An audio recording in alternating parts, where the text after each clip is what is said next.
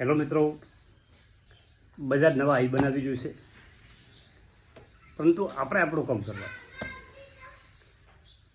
Share બજારમાં પૈસા કેવી રીતે બને છે એનો વિચાર કરો. ખાસ વાત આ કહેવાની કે જો તમારે ખૂબ પૈસા બનાવવા હોય તો કઈ રીતે બને. ખૂબ પૈસા બનાવવા માટે જેણે શેર બજારમાં પૈસા બનાવ્યા છે એ લોકોને એકદમ શરૂઆતની કંપની, મિત્રો, કોઈક પણ કંપનીએ શરૂઆત કરી હોય, ધારો કે ધીરુભાઈ અંબાણીએ રિલાયન્સ શરૂઆત કરી, તારી કંપની નાની પરંતુ આજે વટવૃક્ષ બની ગઈ. એવી રીતે ટાટા ગ્રુપની કંપની ટાઇટન એ ઘડિયાળ બનાવતી નાની કંપની આજે જ્વેલરી સેક્ટરમાં મોટું નામ છે. કેટલી એની બ્રાન્ડો છે.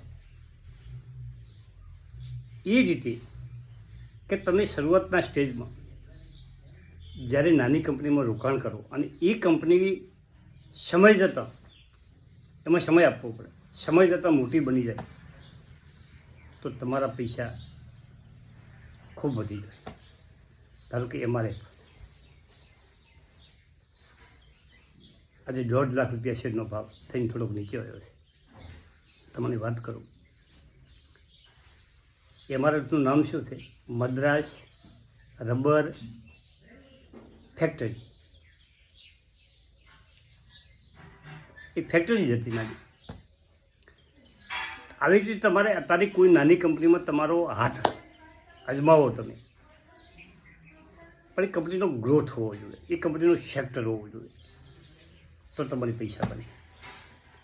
હવે જુઓ મિત્રો, આ રીતે પૈસા બને છે અને મને પણ આ તકનો લાભ મળી ગયો. 2000માં જ્યોતિ વિઝનને લીધી કંપની શેર 100 રૂપિયાના 5 અને 100 રૂપિયાના ભાવે તારે કંપની 0% નફો કરતી હતી કે લાખમાં નફો કરતી હતી. પછી કરોડમાં નફો આવ્યો. 5 કરોડ છે, 10 કરોડ છે, 25 કરોડ છે, 45 કરોડ છે, તારે 70 કરોડ નફો કરે છે વર્ષે.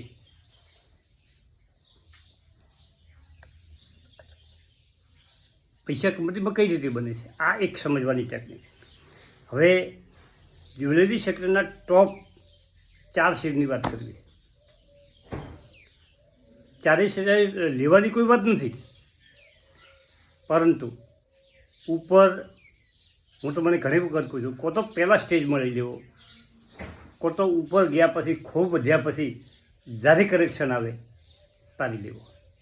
કેટલે લેવો એ તમારે નક્કી કરવા. મિત્રો, પહેલો સ્ટોક છે કલ્યાણ જ્વેલર્સ. મિત્રો, ફેસ્ટિવલ સિઝન આવી છે ઇન્ડિયામાં, લગ્નગાળો આવશે 12મા મહિના આસપાસ અને ટૂંક સમયમાં દિવાળી પણ આવી રહી છે. આ બધું ધ્યાનમાં રાખી અને આ સેક્ટર ઓક્ટોબર ડિસેમ્બર ક્વાર્ટરમાં એમનો બેસ્ટ ટાઈમ હોય છે. ખૂબ મોટી ખરીદી થાય છે. કલ્યાણ જ્વેલર્સ આ કંપની ટાઇટનથી પણ વધારે ઝડપથી આગળ વધી ગઈ છે. એનો ગ્રોથ બહુ ઝડપથી છે અને આ કંપનીના સ્ટોર ઇન્ડિયા અને ઇન્ડિયાની બહાર આવેલા છે. 250 સ્ટોર છે ભારતમાં, છે ભારતના દરેક રાજ્યોમાં છે અને ઇન્ડિયા બહાર પણ કંપની સ્ટોર ખોલી ગઈ છે અને દર વર્ષે નવા 8 થી 10 સ્ટોર ચાલુ થયો છે. અમિતાભ બચ્ચન એના એમ્બેસેડર છે. હવે કંપનીના ફંડામેન્ટની વાત કરું, તમે આ એક લખી રાખજો મિત્રો, બહુ સમજવા જેવું છે.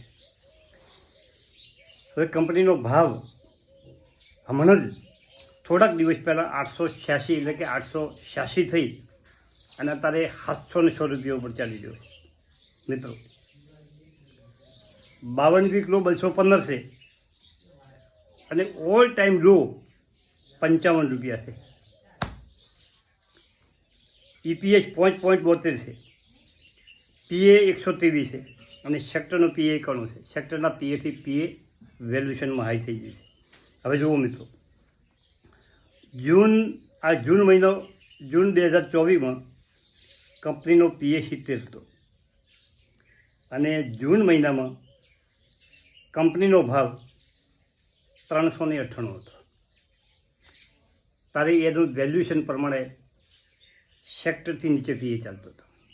આજે સેક્ટરથી ઊંચે PA ચાલે છે, પરંતુ શેર ઘટશે, કેટલો ઘટે છે એના ઉપર નજર રાખવાની.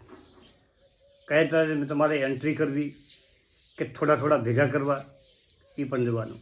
આ કંપનીનો શેર ટૂંકા સમયમાં તમને 1000 રૂપિયા દેખાડશે મિત્રો. અને કંપનીએ 6 મહિનામાં 70% અને 1 વર્ષમાં 215% રિટર્ન આપ્યું છે. સોનાના અને ચાંદીના જે રીતે ભાવ વધી રહ્યા છે એ જોતાં આ કંપનીઓ, જ્વેલરી કંપનીઓ ફોક્સમાં રહેવાની છે. તમારા બધા જ્વેલરીના સ્ટોક નથી લેવાની. એક સ્ટોક તમારા પોર્ટફોલિયોમાં હોવો જોઈએ. જ્વેલરી સેક્ટર કયો લેવો હોય, પસંદ કરવો હોય તમારે જોવાનું. તમે શેર સારો જોઈને ખરીદી શકો છો. બીજા હજી 3 શેરો છે. હવે આપણે એની હોલ્ડિંગની વાત કરો કે 60% પ્રમોટરો પાસે, 21% વિદેશી રોકાણકારો પાસે, 11% આપણા મ્યુચ્યુઅલ ફંડ પાસે, પબ્લિક પાસે ફક્ત 1.5% શેરો છે.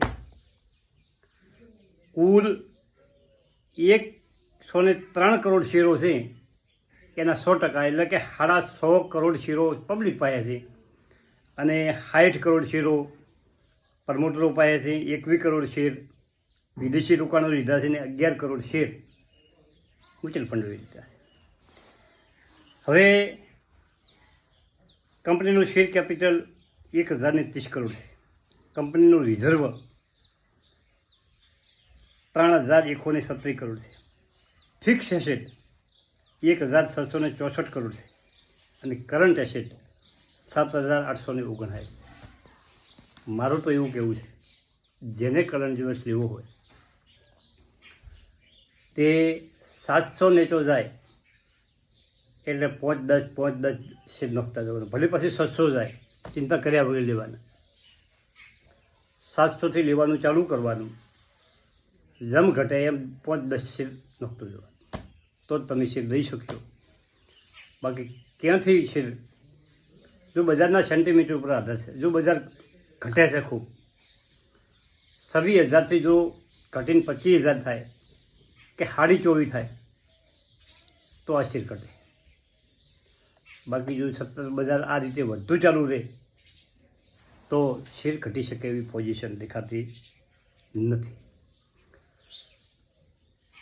તો આ રીતે આ શેર વિવાદથી હવે બાકીના 3 શેરનો નેક્સ્ટ વિડીયો 11-12 વાગે આવી જશે.